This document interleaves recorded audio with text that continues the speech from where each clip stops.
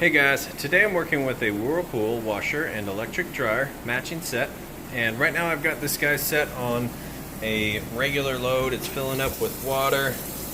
I've got the lid switch bypassed momentarily just so we can open this up and you can see what's going on. I'm going to show you that it fills up, agitates correctly, then it drains the water out, and then it's got a nice fast smooth spin cycle.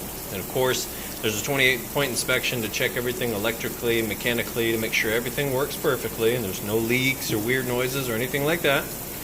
And so what I'm going to do is allow this to fill up, then we'll let it move through the cycle, and we'll come back to it. Then once that's all done, we'll move the clothes over to the dryer and show you the dryer. Okay. As you can see, this is an auto load size water sensing machine, so it knows how much water to use and you don't have to set that yourself. But I wanted to show you, which is why I bypassed this lid switch, mainly so that you can see it's full submersion. Those clothes get fully submerged and that agitator works nice and strong. So you know that's how your clothes get real clean. It's not a low water usage or anything like that. So it's going to get those clothes nice and clean. Right, kicking into the rinse cycle now. You can hear draining all that water out. So it's going to drain first, then it'll spin, then it'll fill up, rinse, drain, and then final spin. And we'll come back for the final spin. Try to keep these videos kind of short here. Alright guys, here we are back on that final spin. You can see it's nice, smooth, sounds great. And I'm able to lift this up and show you that it's spinning nice and fast. Now of course once I hook the lid switch back up, lift this up, it's going to shut this down almost immediately. Come to a full complete stop, and that's a safety feature. There you have it. Nice smooth operation, sounds great.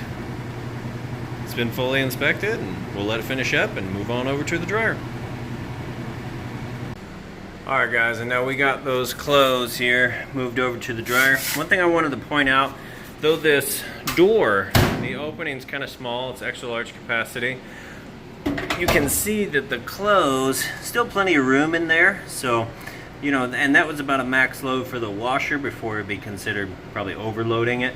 But just wanted to show you that, you know, you get super capacity on the washer, and even though the dryer is considered extra large, it's still going to be able to handle whatever you put through the washer.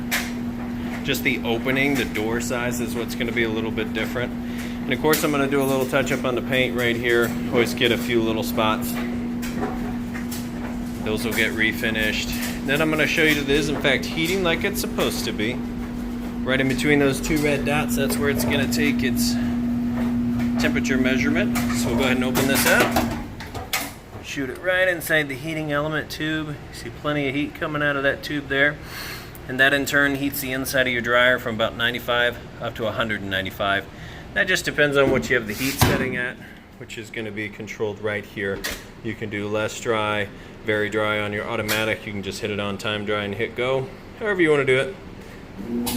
That's going to be it on these. If you guys have any questions, feel free to reach out.